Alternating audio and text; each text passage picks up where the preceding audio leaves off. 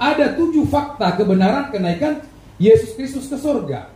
Yang pertama adalah Yesus menubuatkan kenaikannya dan betul terjadi ya. Yang pertama, Yesus menubuatkan kenaikannya dan betul terjadi.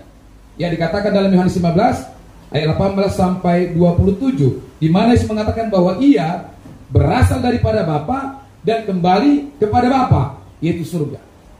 Ya, ini terjadi.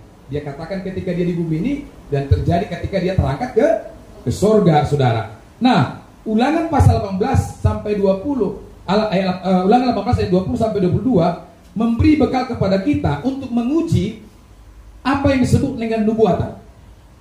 Ya, beberapa waktu lalu saya sampaikan nubuatan itu ya pasti terjadi. Kalau tidak terjadi itu namanya bukan nubuatan. Apa? Hayalan atau nubuat. Ya. Tapi nubuatan itu benar-benar terjadi. Nah, dalam Ulangan 18 ayat 20 sampai 22 yang memberikan bekal kepada kita untuk menguji nubuat. Apakah nubuat tersebut palsu atau berasal dari Tuhan? Di sana dicatat bahwa nubuat palsu adalah nubuat yang diucapkan namun tidak terjadi. Itu nubuat palsu. Seluruh nubuatan para nabi dalam perjanjian lama itu semuanya tergenapi. Hanya satu yang belum Tuhan genapi hari-hari ini, yaitu kedatangannya kedua kali.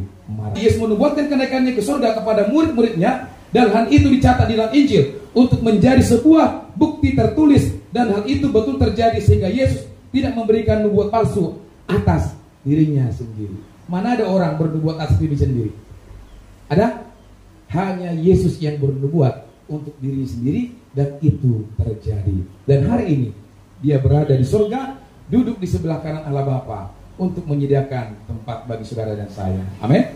Sebab firman Tuhan berkata bahwa di rumahku, kata Tuhan Yesus, ada banyak tempat tinggal. Aku pergi kepada Bapa untuk menyediakan tempat bagi saudara dan saya. Maukah saudara akan tempat itu? Mau?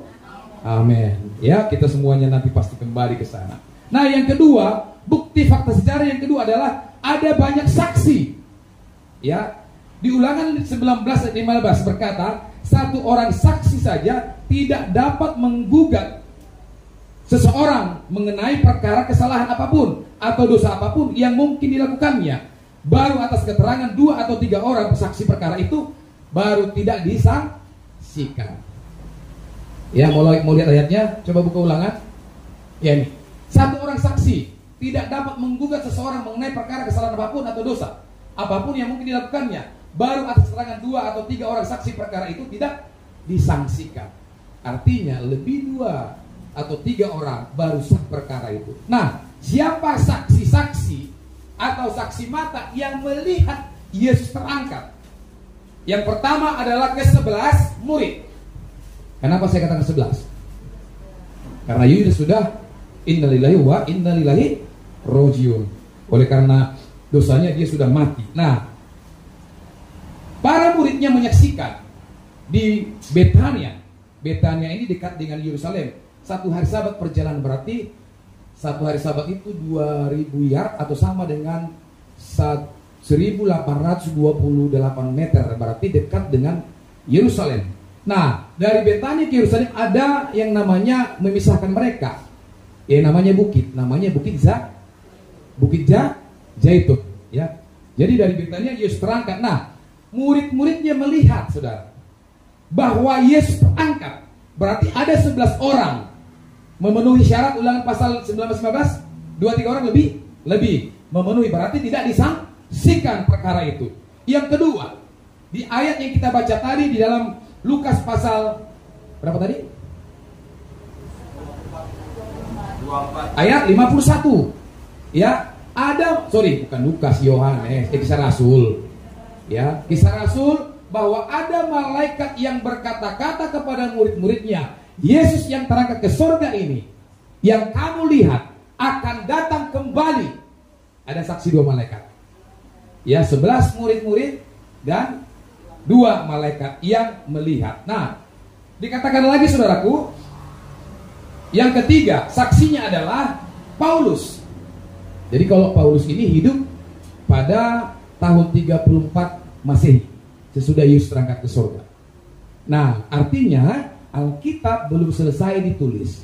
Artinya Alkitab belum selesai dikanonisasi. Tetapi Paulus sudah berkata dalam Ibrani 10 ayat 38. Itu bukti yang kedua, ada 3 saksi yang melihat. Bahkan juga dinyatakan di dalam surat yang lain bahwa Maria ya dan Marta dan perempuan-perempuan yang lain juga menyaksikan. Jadi sejarah penulisan Alkitab berkata ada kurang lebih 120 murid ya yang menyaksikan kenaikan Yesus ke surga. Amin. Nah itu para saksi mata. Artinya dia memenuhi Ulangan pasal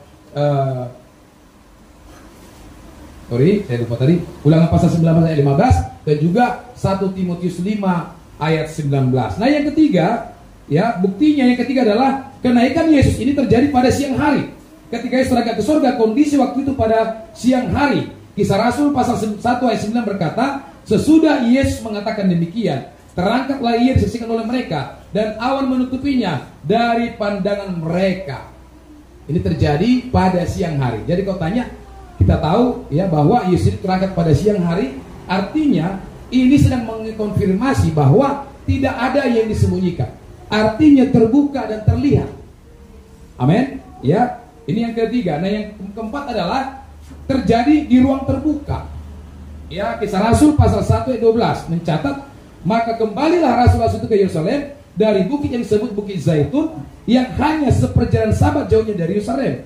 Di sana dicatat bahwa Yesus terangkat ke surga terjadi di sebuah bukit yang dinamakan Bukit Zaitun. Jadi tuh kalau saudara pergi ke Israel atau searching di Google, itu Bukit Zaitun itu betanya itu luas. Ya, dan tidak di ruangan tertutup Yesus terangkat. Artinya ada saksi mata, ada hal-hal yang tidak ditutupi ketika Yesus terangkat ke surga. Amin. Nah, yang selanjutnya yang keempat dan yang kelima adalah bahwa bukti yang kelima Rasul Paulus ya mengkonfirmasinya. Rasul Paulus adalah seorang rasul yang disahkan oleh gereja-gereja di Yerusalem pada waktu itu, di mana dia diutus untuk melayani orang-orang non-Yahudi di luar tanah Israel. Rasul Paulus adalah seorang yang terdidik, kritis, cerdas, sehingga perkataannya pasti terjamin karena ia tahu bahwa setiap perkataannya pasti harus bisa dipertanggungjawabkan. Jadi Paulus bukanlah orang sembarangan. Artinya ketika dia mengetahui dan percaya dan membuat statement Yesus terangkat ke surga, itu bisa dikonfirmasi kebenarannya sesuai dengan Roma pasal 10 ayat 6. Coba kita baca. Ini bukti yang kelima. Ya, tetapi kebenaran karena iman berkata demikian. Jangan katakan di dalam hatimu, siapakah akan naik ke surga? Yaitu untuk membawa Yesus turun. Dan lewat ayat ini Paulus memberitahu bahwa Yesus itu ada di surga. Siapa yang mampu membawanya turun kembali? Ya, artinya Yesus itu sedang berada di surga ketika Paulus sudah melakukan pelayanan beberapa ribu tahun yang lalu. Nah, kemudian yang keenam adalah malaikat mengkonfirmasinya. Ya, hari kenaikan Yesus Kristus diperingati oleh seluruh umat Kristen sebagai hari penantian akan kedatangan Yesus kembali untuk menjemput kita, untuk membawa kita masuk surga. Karena ada kenaikan, maka akan ada kedatangan Yesus kembali, seperti yang dikatakan oleh 2 malaikat dalam kitab Kisah Para Rasul tadi. Ya, jadi malaikat mengkonfirmasi. Ya, itu yang ke-6. Yang ke-7 adalah bukti ke-7, Roh Kudus mengkonfirmasi. Ya, dikatakan di sini 10 hari sesudah Yesus terangkat ke surga, terjadilah sebuah peristiwa yang luar biasa di Yerusalem, di mana murid-murid Yesus berkumpul di ruangan atas mendapat pencurahan Roh Kudus. Peristiwa ini dikenal oleh kita dengan apa? Hari Pentakosta. Karena ada janji Tuhan dalam Yohanes pasal 16 bahwa aku akan mengutus Rohku. Artinya ketika Roh Kudus tidak turun berarti manusia Tuhan Yesus ada di bumi. Tetapi ketika Yesus naik ke surga maka Roh Kudus dicurahkan. Artinya apa? Roh Kudus sedang mengkonfirmasi bahwa dia ada di surga, karena Yesus tidak mungkin ya dan tidak mungkinlah berbohong dan mengatakan janji-janji palsu. Amin.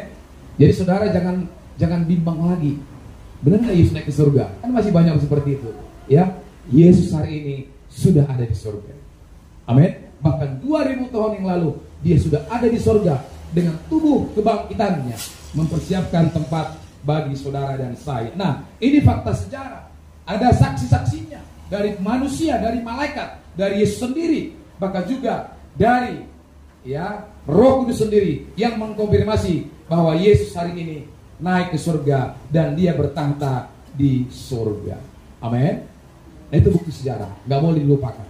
Karena bangsa yang besar kata dunia ini adalah bangsa yang tidak melupakan sejarahnya. Kekristenan juga tidak boleh kehilangan sejarah, supaya jangan jadi hoax, jangan jadi legenda, jangan jadi mitos, tetapi sejarah dan benar-benar firman Allah.